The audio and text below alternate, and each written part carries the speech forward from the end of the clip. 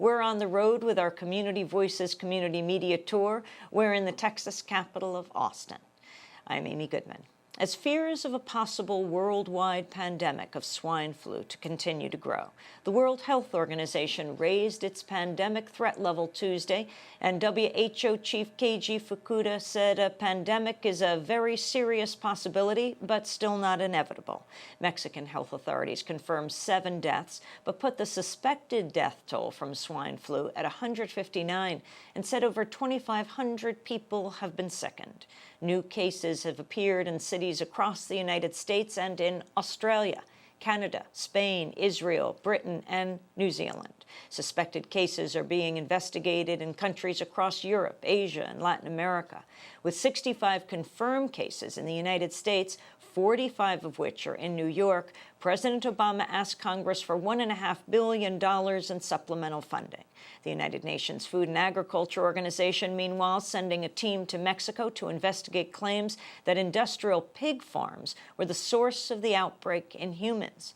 Several countries around the world have banned the import of U.S. and Mexican pork products. The pork industry has raised concerns over the nomenclature of the influenza strain and is lobbying to call the virus by its scientific name, H1N1.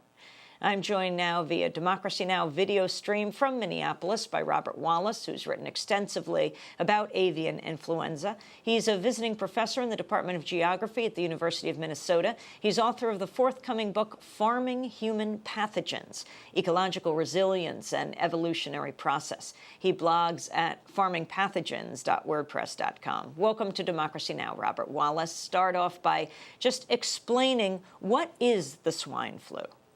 Well, the swine flu is a influenza. It's influenza A H1N1.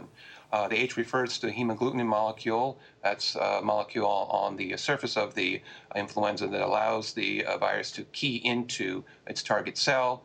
N refers to neuraminidase. That's the molecule also on the surface of the influenza, but it allows the influenza, once it's born, to key out of the cell that it's been replicated in. And there are 16 different types of H hemagglutinins and 9 different types of neuraminases. And so they can recombine in different combinations. We have, in this case, H1N1.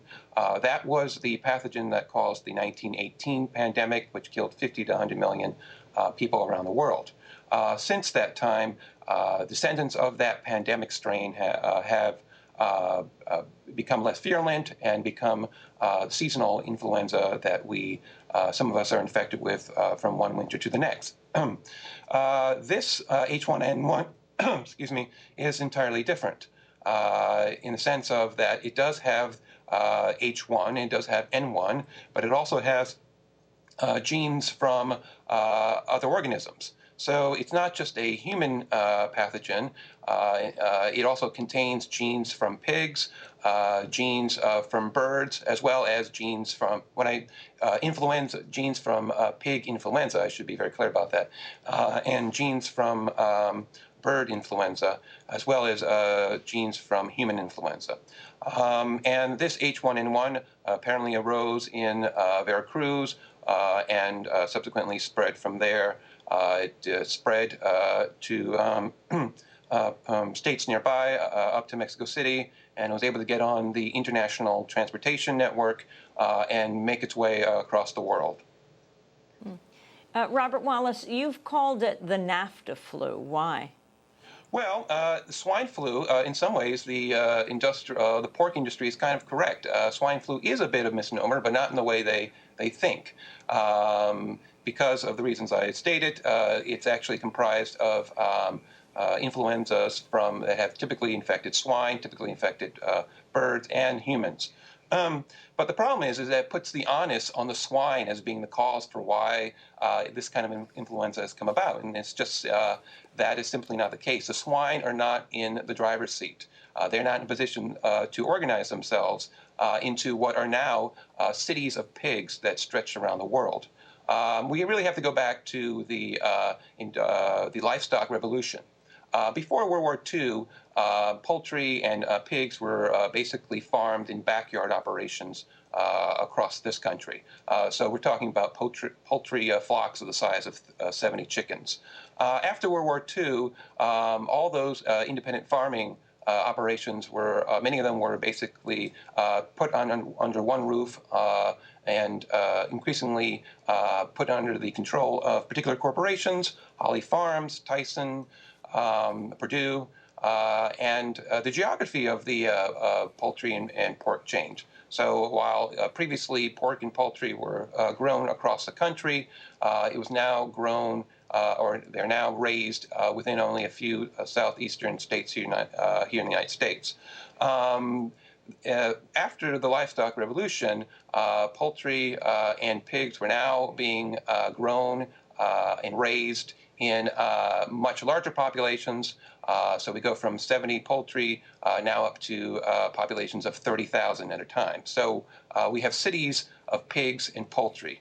That model was subsequently spread around the world. So starting in the 1970s, the livestock revolution was brought to East Asia. You have the CP Group, which is now the world's fourth largest poultry company in Thailand. That company subsequently brought the livestock revolution into China once China opened up its doors in 1980. So we have cities of poultry and pork developing around the world. And this phenomenon goes hand in hand with the various structural adjustment programs that the IMF and the World Bank helped institute during this time. So if you're a poor country, you're having financial difficulties, in order to get some money to bail you out, you had to go to the International Monetary Fund for a loan. And in return, the IMF would make demands on you to change your economy in such a way that would force you to open up your economy to outside corporations, including agricultural companies. And of course, that would have a detrimental effect on domestic agriculture. So small companies within poor countries could not outcompete large agribusinesses from the north that are subsidized by the industrial governments.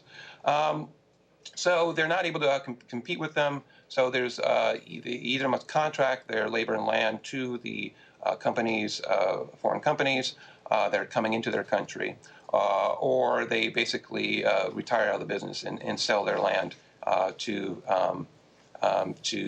these the large companies that are coming in. So in other words, the spread of the cities of pork and poultry go hand in hand with this structural adjustment program. And of course, NAFTA is our local version of that. The North American Free Trade Agreement was signed in 1993, instituted in 1994, and it has had a subsequent effect on how poultry and pigs are raised in Mexico. So from that time, the pattern that I just described, the small farmers had to either bulk up in terms of acquiring the farms around them, acquiring the pigs around them, or had to sell out to agribusinesses that were coming in. So the Smithfield subsidiary that is now being accused of being the possible plant of origin for this H1N1 is a subsidiary of an outside corporation. And what do you see, Robert Wallace, finally, about the significance of the World Health Organization saying that the global swine flu pandemic is a very serious possibility and what needs to be done right now? Well, I mean, it is a serious possibility. I mean, there's no doubt that it can very well threaten into becoming a pandemic. It's well on its way. And in my mind, the train has left the station. The question now is whether or not it's going to be dangerous to the point that it develops the virulence of the 1918 pandemic. That is still very much an open question. One of the things we must keep in mind is that even if it is not currently killing a lot of people at this point, and we should be thankful that's the case, it could still evolve greater virulence over time. The 1918 pandemic was characterized by an outbreak in the spring, and then subsequently followed by a much more deadly outbreak in the following fall. So we really have to keep an eye on how this thing evolves And it's very much a changing situation, as we can see from this past week, a changing situation from day to day. Robert Wallace, I want to thank you for being with us, joining us by Democracy Now! Video stream from Minneapolis. His forthcoming book is called Farming Human Pathogens. We'll link to his blog at democracynow.org. This is Democracy Now! We're on the road in Austin, Texas. Today, I'll be speaking at University of Texas here in Austin, and then we head tomorrow to St. Louis tomorrow night, and Friday night we'll be in Madison, Wisconsin for the 100th anniversary of the Progressive magazine, then on to the Green Festival in Denver on Saturday. It's our Community Voices Community Media Tour. Back in a minute.